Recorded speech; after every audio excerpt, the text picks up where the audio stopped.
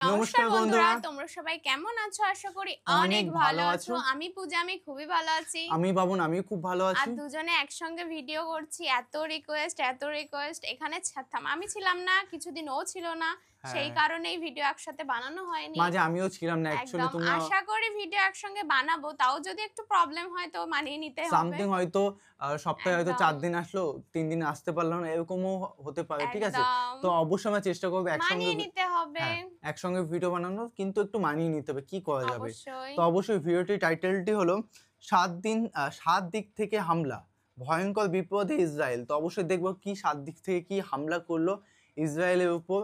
তো দেখো ইসরায়েল এখন তো শুনতে পাচ্ছ ইসরায়েল আর ইরানের মধ্যে যা ঘটছিল এখনো হুম। ঘটছে। এখন কি কি ঘটছে মানে অবশ্যই দেখব। এমন ঘটনা শুনতে পাচ্ছি, হঠাৎ শকিং নিউজ। হ্যাঁ, এরকমই ধরনের ঘটনা শুনতে পাচ্ছি যেগুলো তো ডিটেইলস এ এখন বলা আর সম্ভব নয়, ভিডিওটাই দেখতে আর হবে। ভয়ঙ্কর বিপদে ইসরায়েল মানে বুঝতে পারছো একদমই কিছু তো ডেঞ্জারাস হচ্ছে বা সিচুয়েশন। কিছু একটা ঘটছে যেটা আমরা জানতে পারছি না। তো অবশ্যই ভিডিওর মধ্যে একদমই। থেকে জানবো যে অ্যাকচুয়ালি ব্যাপারটা কি।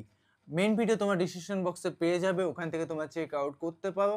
প্লিজ সাবস্ক্রাইব করে পাশে থাকা বেল আইকনটি অল করে দিও নিত্য নতুন ভিডিও আপডেট পাওয়ার জন্য সবার প্রথমেই। তো চলো গাইস আজকে ভিডিওটি শুরু করা যাক। বলা হয় একটা যুদ্ধে শুধুমাত্র দুই ধরনের মানুষের উপকার হয়, যারা অস্ত্র বিক্রি করে এবং যারা খবর দেখায়। বাংলাদেশি নিউজ মিডিয়া খুব মজার একটা জিনিস বুঝে গিয়েছে। আমি শিওর আপনারা সবাই এই রেসিপিটা অলরেডি বুঝে ফেলছেন।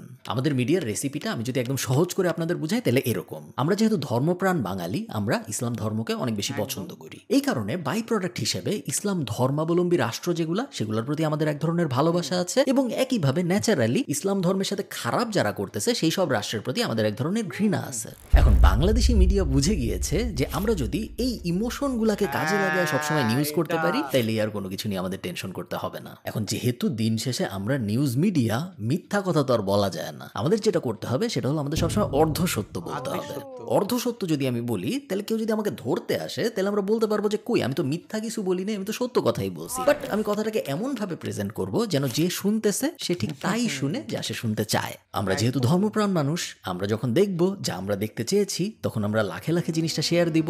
শেয়ার দিলে মিডিয়ার লাভ, তার প্রফিট বাড়বে। সেই প্রফিটের টাকা দিয়ে সে আরো একই ধরনের নিউজ বানাবে যেগুলো দেখলে আবার আমাদের ডোপামিন হিট হবে এবং আমরা আবারও শেয়ার দিব। এবং এই সাইকেল বাংলাদেশে অলরেডি চলতেছে। আমি আপনাদের কিছু এক্সাম্পল দেই। ইরান এবং ইসরায়েলের যুদ্ধ শুরু হওয়ার মোটামুটি সাথে সাথে এই দুইটা নিউজ পাবলিশ করে বাংলাদেশের দুইটা খুব জনপ্রিয় নিউজ মিডিয়া। একটায় 3 দিনের মধ্যে ভিউ হয় 15 লাখ 1.5 মিলিয়ন, এবং আরেকটায় 4 দিনের মধ্যে ভিউ হয় 28 লাখ বা অলমোস্ট 3 মিলিয়ন। প্রথমটার টাইটেল ইরানের হামলায় গাজার মতো ধ্বংসযজ্ঞে পরিণত হলো ইসরায়েল।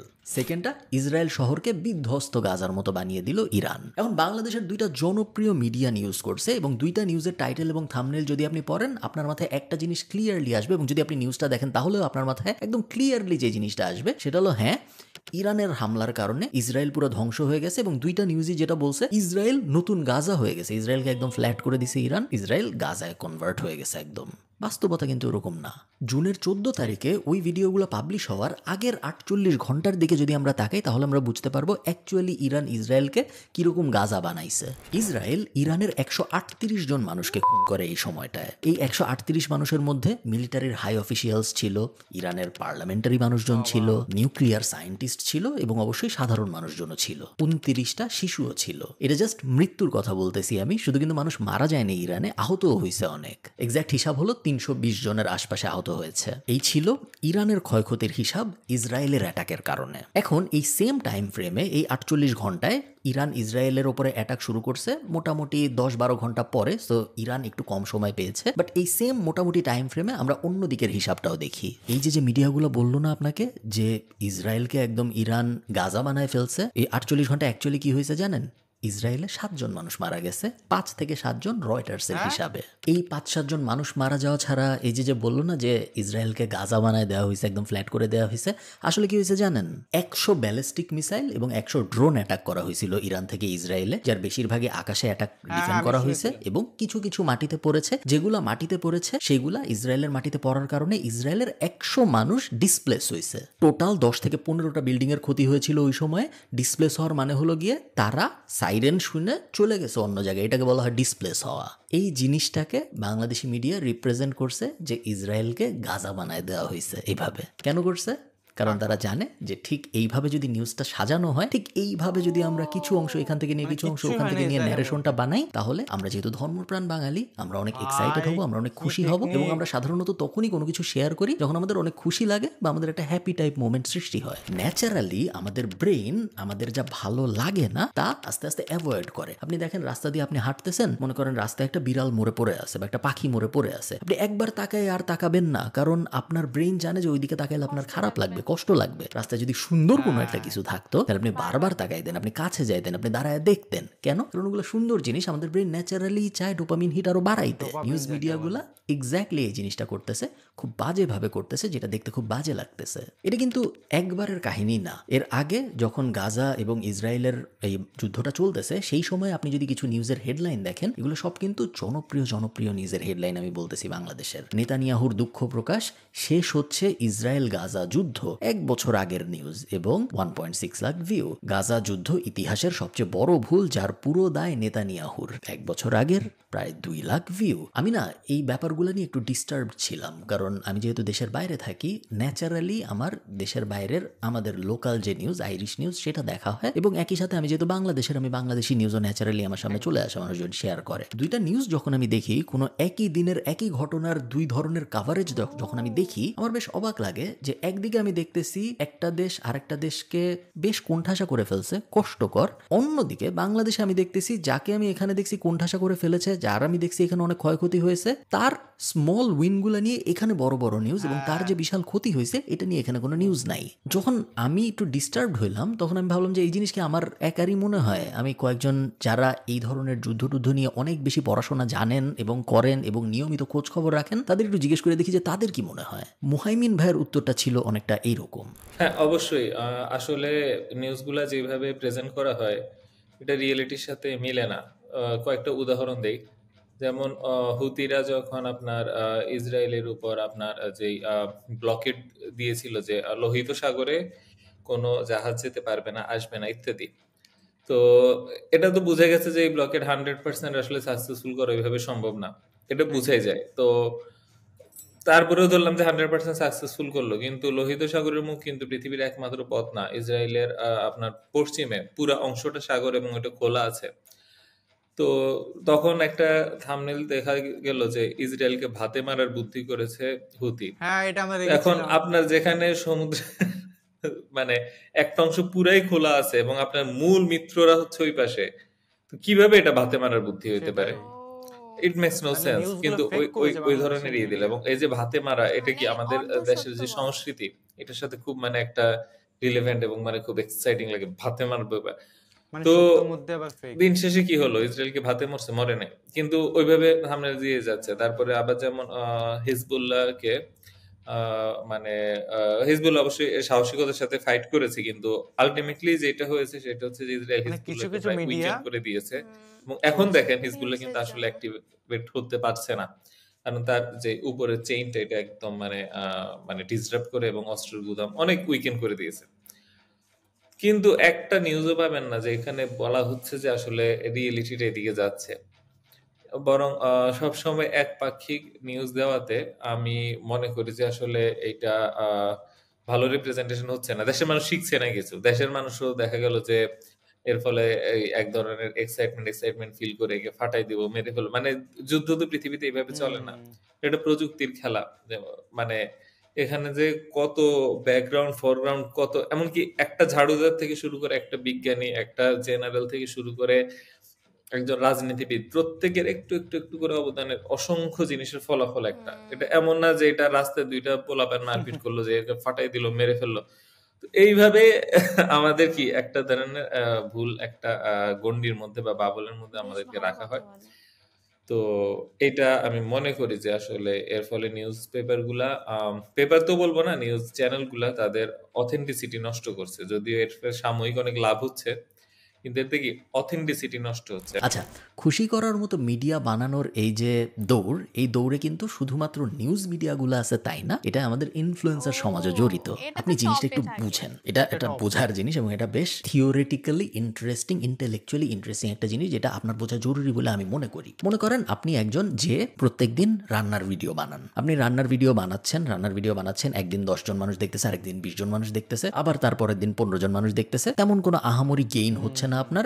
একইভাবে যেহেতু আপনি রান্নার ভিডিও বানাচ্ছেন, 10 জন 20 জন 30 জন মানুষ দেখতেছে, আপনার তেমন আয় রোজগারও হচ্ছে না ফেসবুক থেকে বা ইউটিউব থেকে। পরের দিন একটা যুদ্ধ শুরু হইলো, যুদ্ধ নিয়ে আপনি একটা ভিডিও বানাইলেন, ইমিডিয়েটলি দেখলেন আপনি 1-1.5 লাখ মানুষ আমার যুদ্ধ নিয়ে ভিডিও দেখছে। যুদ্ধ তো আপনার টপিক না, যুদ্ধ নিয়ে আপনার তেমন জানাশোনা নেই, আপনি রান্না বান্না নিয়ে কথাবার্তা বলতেছিলেন। জাস্ট বিকজ যুদ্ধ নিয়ে ভিডিও বানানোর কারণে অনেক মানুষ দেখছে এবং আপনি খেয়াল করছেন যে যুদ্ধের এই ব্যাপারটার উপরে শুধু যদি আমি ফোকাস করি, আমি যদি ওই পাশের ক্ষয়ক্ষতির কোনো হিসাব না দিয়ে শুধু এই পাশের ক্ষয়ক্ষতির হিসাব দেই বা এই পাশের ছোট ছোট স্মল উইনগুলোর উপরই ফোকাস করি, ওই পাশের বড় ক্ষতির উপরে ফোকাস না করি, আমার ভিউ বাড়তেছে। শুধু ভিউ বাড়তেছে তাই না, মানুষজন কমেন্টে আমার অনেক প্রশংসা করতেছে, কারণ তারা যা শুনতে চায় আমি তাদেরকে তাই বলতেছি, এবং শেয়ারও অনেক হচ্ছে বেশি, বিভিন্ন গ্রুপে আমার ভিডিও ছড়ায় ছিটায় যাচ্ছে, আমার ইনকামও বাড়তেছে। ন্যাচারালি এই ব্যাপারটা যখন হইতে থাকে 5 বার হয়, 7 বার হয়, 10 বার হয়, আপনি আর রান্নার ভিডিও বানাবেন না, আপনি পুরাটা সময় যুদ্ধের ভিডিও বানানো শুরু করবেন। মনে মনে অবচেতন মনে আপনি চাবেন যে আরো যুদ্ধ হোক, তাহলে আমি আরো নিউজ বানাইতে পারবো এইসব এটাই বিষয়ে, হয়। এবং শুধু এক সাইডের নিউজই আমি যখন দিব তখন এক সাইডের মানুষজনই ওই নিউজগুলো দেখবে এবং আমার রমরমা ব্যবসা। এবং এই জিনিস আসলে হচ্ছে, এবং পুরা দুনিয়ার মিডিয়া এই জিনিসই করে। পুরা দুনিয়ার মিডিয়া এভাবেই আস্তে আস্তে বায়াসড হয়ে যায়, এবং আনফরচুনেটলি একটা সময় পর্যন্ত শুধু মিডিয়া হইতো, এখন আমরা দেখতেছি ইনফ্লুয়েন্সার সমাজেও এই জিনিস হচ্ছে। এতে করে শর্ট টার্মে ভিউ বাড়তেছে, পরে যে- শর্ট টার্মে এনগেজমেন্ট বাড়তেছে, বাট লং টার্মে আসলে ক্ষতিই হচ্ছে। যদি একটা উদাহরণ দেই, ইমো বাংলাদেশে হোয়াটসঅ্যাপের চেয়ে আরো বেশি পপুলার ছিল, কিন্তু ইমো কি করলো, সস্তা জনপ্রিয়তার জন্য এমন কিছু অ্যাড কন্টেন্ট আনা শুরু করলো, তাতে মনে হলো যে খুব দ্রুত একটা মানে বিশাল মানে 3x 4x আপনার রেভিনিউ করে ফেলবো, কাস্টমার বেস করে ফেলবো, কিন্তু আলটিমেটলি দেখা গেল এখন এভরিওয়ান ইজ ইউজিং হোয়াটসঅ্যাপ, এত বড় মার্কেটটা নষ্ট করে ফেললো। আচ্ছা, নিউজ মিডিয়াগুলো তো বোকা না, আমার আপনার থেকে অনেক বেশি চালাক তারা। তারপরেও তারা এরকম অর্ধসত্য অ্যাঙ্গেলের নিউজ কেন পাবলিশ করে, এই প্রশ্ন আমার মাথায় আসছিল এবং আমি মহিমিন ভাইকে জিজ্ঞেস করছিলাম। আমি একটা কারণ বলতে পারি, সেটা হচ্ছে যেই সাংবাদিক বা যে ব্যক্তি ভিডিওটা ছাড়ে এবং ভিডিও যদি 1 মিলিয়নের মতন এরকম রিচ করে, তো তাকে দেখা যায় একটা বোনাস দিয়ে বা ওই দিন সবার সামনে দেখা গেল যে একটা বড় রুমে মানে 30-35 জন আর কি পার্সন থাকে, তো সবার সামনে ডাক দিয়ে দেখা গেল যে যে মূল যে ডিরেক্টর বা সামথিং মানে হুইজ বস, তো সে সবার সামনে অভিনন্দন দিয়ে একটা খামে কিছু টাকা বা তাকে উপহার মানে সবার সামনে তাকে সম্মানিত করে। তো এটা একটা ইনসেনটিভ কাজ করে যে ভিউটা কত বেশি বাড়াইতে পারি। তো সেই জন্য দেখা গেল যে ভিউ ব্যবসা যেটা সেইটা আসলে গুরুত্বপূর্ণ হয়ে গেছে। তো আর পত্রিকা কি চ্যানেলগুলোকে তো চলতে হয়। দেখা গেল আগের দিনে প্রচুর মানুষ যেভাবে টিভি দেখতো, তো টিভি থেকে Shift একটা হয়ে গেছে বক্সের দিকে চলে আসে, সোশ্যাল মিডিয়া। তারা এখান থেকে তাদের রেভিনিউ সোর্স তৈরি করার চেষ্টা করছে। তো এইভাবে আসলে শর্ট টার্ম গেম খেলছে আমি মনে করব। এ পর্যন্ত যা যা করেছে আপনার কাছে মনে হতে পারে গুড বিজনেস পলিসি, কিন্তু ব্যাপার হচ্ছে যে বিজনেস পলিসি যদি আপনার যেটার জন্য মানুষ আপনাকে ফলো করে সেটাকে নষ্ট, আপনিও কেউ কিছু মানুষ ফলো করে, আমাকেও কিছু মানুষ ফলো করে, নিউজ চ্যানেলকে তার অনেক বেশি মানুষ ফলো করে, যেই জন্য যাকে ফলো করে সে যদি ব্যবসার জন্য ওই জায়গাটা নষ্ট করে ফেলে তাহলে আসলে কি হবে না কেমন? এখন আমিও তো চাইলে বলতে পারি যে আচ্ছা এমন একটা ফর্মুলা দিব বা এমন একটা কৌশল শিখাবো যেটাতে যে কোনো যুদ্ধে আপনি জয়ী হতে পারবেন। কিছু মানুষ কিন্তু আসবে, কেন? আগে বিশ্বাস থেকে আসবে, তারপরে যখন বিশ্বাসটা ভঙ্গ হবে আমারই ইমিডিয়েট কিছু প্রচুর টাকা হবে, সেই কিন্তু আসলে দিন শেষে আমার মনে হয় এটা খুব একটা হেলদি এটাই হয়। বিজনেস পলিসি হবে না। দেখেন, এই ব্যাপারটা না বোঝাটা খুবই জরুরি একজন ক্রিটিক্যাল থিঙ্কার হওয়ার জন্য। দুনিয়ার কোনো মিডিয়া আনবায়াসড না, ইনফ্যাক্ট দুনিয়ার কোনো মানুষই হয়তো আনবায়াসড না। আপনারা জানেন আল জাজিরাকে ইসরায়েলে নিউজ করতে দেয় না, এবং আমরা এই কারণে অনেক সময় বলতেই পারি যে ইসরায়েল কি খারাপ, ওরা আল জাজিরাকে নিউজ করতে দেয় না, ওরা ইন্ডিপেন্ডেন্ট জার্নালিজম ভিতরে আসতে দেয় না, ওরা অনেক খারাপ, এবং এটা বলে ইন্টারন্যাশনাল মিডিয়া। একই সাথে ইরান কিন্তু বিবিসিকে নিউজ করতে দেয় না, ইরান বিবিসির কোনো সাংবাদিককে ইরানের ভিতরে ঢুকতে দেয় না। সো সব দেশের সব মিডিয়ার বায়াসনেস আছে, সবার নিজেদের পছন্দের জিনিসপত্র আছে, সবার choice আছে। নিজেদের অপছন্দের জিনিসপত্র আছে। আমরা জানি যে আমেরিকায় আপনি যদি ফক্স নিউজ ফলো করেন, আপনি সবসময় দেখবেন রিপাবলিকানদের প্রশংসা করতেছে, ডেমোক্র্যাটদের একদম ধুয়ে ফেলতেছে। আপনি আবার যদি সিএনএন এর দিকে তাকান, আপনি দেখবেন না, রিপাবলিকানরা সব খারাপ, ওরা একদম সবকিছু শেষ করে ফেলতেছে, বাট ডেমোক্র্যাটরা অনেক ভালো। বাংলাদেশে যে এই জিনিস আছে আমরা জানি, বাংলাদেশে কিছু স্পেসিফিক মিডিয়া হাউস আছে যারা একটা দলেরই প্রশংসা করে এবং বাকি সবাইকে খারাপ বলে। আবার অন্য কিছু নিউজ পেপার আছে, অন্য কিছু চ্যানেল ট্যানেল আছে যারা অন্য আরেকটা দলকে হয়তো অনেক ভালো বলে, বাট আবার আরেকটা দলকে খারাপ বলে। দুনিয়ার এই বায়াসনেস আমি থামাইতে পারবো না, এবং আমাদের পক্ষে এই জিনিস কখনোই থামানো সম্ভব না। এখন আপনার আমার করণীয় কি? আপনি তো ইরান ইসরায়েলে যায় দেখে আসবো না যুদ্ধ কিরকম চলতেছে, কে জিততেছে, কে হারতেছে, কে কারে কতগুলা মিসাইল মারলো। আমাদের জানার একমাত্র উপায়ই মিডিয়া, এবং যেহেতু মিডিয়াকে বিশ্বাস করা যাচ্ছে না সেইভাবে, আমরা অ্যাকচুয়ালি করবো কি? আপনি নিউজটা দেখেন, নিউজটার টাইটেল নেতানিয়াহু পরাজয় স্বীকার করলেন, এবং নিউজটার থাম্বনেইলে লেখা 7 দিক থেকে হামলা, ভয়ঙ্কর বিপদে ইসরায়েল। 27 লাখ মানুষ দেখছে এই নিউজ। এই নিউজ যদি আপনি দেখেন, এটা 8 মাস আগের নিউজ, তার মানে 8 মাস আগেই নেতানিয়াহু পরাজয় স্বীকার করে চলে গেছেন। So, যুদ্ধ থাকারই কথা না দুনিয়া যদি এই নিউজ সত্য হয়ে থাকে, বাট এই নিউজ সত্য না আনফরচুনেটলি, এবং যুদ্ধ এখনো চলতেছে, এবং নেতানিয়াহু পরাজয় স্বীকার করে নেই, 7 দিক থেকে কোনো ভয়ঙ্কর হামলাও হয়নি ইসরায়েলের বিরুদ্ধে। মেইনলি আমি কি বোঝাইতে চাইতেছি? মেইনলি আমি যে জিনিস বোঝাতে চাচ্ছি সেটা হলো, war is complicated, politics is complicated, everyone is biased. So আপনার নিজের সচেতন থাকা ছাড়া আর কোনো উপায় নাই। এই মিডিয়ার কারণে আপনার এখন ইরানকে অনেক ভালো লাগতেছে, এই মিডিয়ার কারণে আপনার একসময় ইরাককে অনেক ভালো লাগবে। আবার এই ইরাক এবং ইরান কিন্তু একজন আরেকজনের সাথে বিশাল যুদ্ধ করে 8 বছরে 5 লাখ মুসলিমকে মারছিল নিজেরাই। কেউই অত ভালো না দেখা যাচ্ছে। সবসময় মনে রাখবেন, মিডিয়া ইজ আ বিজনেস। মিডিয়ার উদ্দেশ্য প্রথমে নিজের বিজনেস ঠিক করা, নিজের প্রফিট দেখা, তারপরে আপনার নিউজ দেখানো। এই দুইটার মধ্যে যদি চুজ করতে হয়, সে সবসময় নিজের প্রফিট আগে দেখবে, কারণ নিজের ঘর চললে তারপরে সে না যায় আপনাকে নিউজ দেখাবে। একটা নিউজকে বা একটা ঘটনাকে অনেকভাবে অনেক অ্যাঙ্গেলে দেখানো যায়। মনে করেন আপনি আমাকে অনেক পছন্দ করেন, আপনি আরেকজনকে অনেক অপছন্দ করেন। আপনি যারা অপছন্দ করেন তার আর আমার মধ্যে বিশাল মারামারি হইলো, আমি তার 2টা চড় দিলাম, এরপরে সে আমাকে 2টা চড় দিল, এবং তারপরে সে আমাকে গুলি করে মেরে ফেললো। একটা নিউজ মিডিয়া যদি নিউজ করে যে আমি তাকে চড় দিছি, শেষ, ওখানেই যদি নিউজটা শেষ হয়ে যায়, আপনার ওই নিউজ দেখে অনেক ভালো লাগবে, কারণ আপনি আমাকে পছন্দ করেন, আপনি দেখলেন আমি একজনের চড় দিছি, মারছি, খুব ভালো হয়েছে। বাকি নিউজ টুক সে করে না যে তারপরে যে সে আমার মেরে টেরে চলে গেছে। একপাক্ষিক নিউজগুলো যেন আমরা একটু অ্যাভয়েড করার চেষ্টা করি, আমরা যেন চারিদিকের নিউজগুলো অ্যানালাইসিস করার চেষ্টা করি। ইন্ডিপেন্ডেন্ট জার্নালিজম, ইন্ডিভিজুয়াল জার্নালিজম, এই ব্যাপারগুলো এই কারণেই বাড়তেছে, কারণ এখন মানুষের নিউজ মিডিয়াগুলোকে ট্রাস্ট করতে পারতেছে না, এবং রাইটলি সো। এই ব্যাপারগুলো যতদিন না আপনি বুঝবেন, ততদিন আপনি নিজের ছোট্ট একটা বাবলের মধ্যে থাকবেন, এবং আপনি শুধু তাই দেখবেন যে আপনার দেখতে ইচ্ছা করে, যা দেখলে আপনার ভালো লাগে। রিয়েলিটির থেকে আস্তে আস্তে আপনি দূরে চলে যেতে থাকবেন, যেটা কখনোই আপনার সাথে হওয়া উচিত না। আপনার সবসময় রিয়েলিটির যত কাছে সম্ভব তত কাছে থাকা উচিত। আমরা সবাই জানি যে দুনিয়া হইল ইনফরমেশন, সঠিক ইনফরমেশন, ফুল পিকচার, ম্যাক্রোভিউ, এগুলো যদি কারো কাছে না থাকে, সে কখনোই দুনিয়ায় ইনফর্মড ডিসিশন নিতে পারবে না, সে কখনোই একটা প্রপার ক্রিটিক্যাল থিঙ্কার হইতে পারবে না। এবং কোনো কারণ নাই আপনার এই জিনিস না হওয়ার, জাস্ট বিকজ কিছু মিডিয়া আপনাকে ওই জিনিসে দেখাচ্ছে যে জিনিস আপনি দেখতে চান। এই ভিডিওতে আমি যে এক্সাম্পলগুলো দিয়েছি, সেই এক্সাম্পলগুলো স্পেসিফিক্যালি একটা কনফ্লিক্টের, যেহেতু এখন এই যুদ্ধটা বেশি হচ্ছে, বাট তার মানে এই না যে শুধু এই যুদ্ধের কারণেই মিডিয়া এরকম করতেছে। সবসময় এরকম করে, কখনো কোনো পলিটিক্যাল পার্টিকে নিয়ে করে, কখনো কোনো খেলাকে নিয়ে করে, কখনো অন্য কোনো বিষয় নিয়ে করে। অনেক সময় দেখা যায় আপনি যা চাচ্ছেন, আপনি হঠাৎ করে খেয়াল করলে দেখবেন হ্যাঁ ও তো তাই বলতেছে, যেটা সবসময় ভালো ব্যাপার না। ভালো থাকেন সবাই, সবার সাথে আমার দেখা। একটা কথা কি, দারুণ বলেছে। কারণ সব দেশের বিষয়ক যারা নিউজ করে, যেহেতু ওরা কিন্তু প্রত্যেকটা দেশ, ইন্ডিয়া বলো, বাংলাদেশ বলো, পাকিস্তান বলো, মায়ানমার বলো, শ্রীলঙ্কা বলো,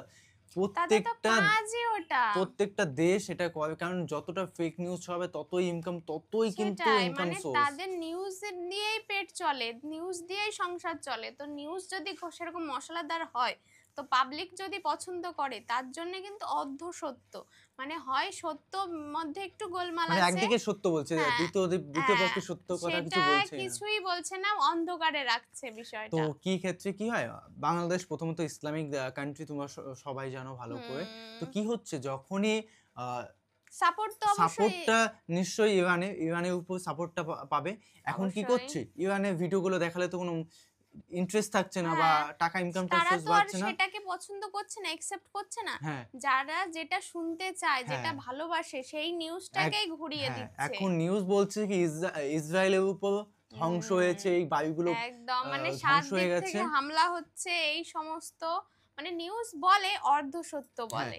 ওখান থেকে কিন্তু মানুষ সরে গেছে, তারপরে একদম। কিন্তু ওই ইটা মিসাইলটা পড়েছে, তো সবাই হুম, ভাবছে যে সব মানুষ মারা গেছে, বিল্ডিং হ্যাঁ। ছাই ছাই হয়ে গেছে।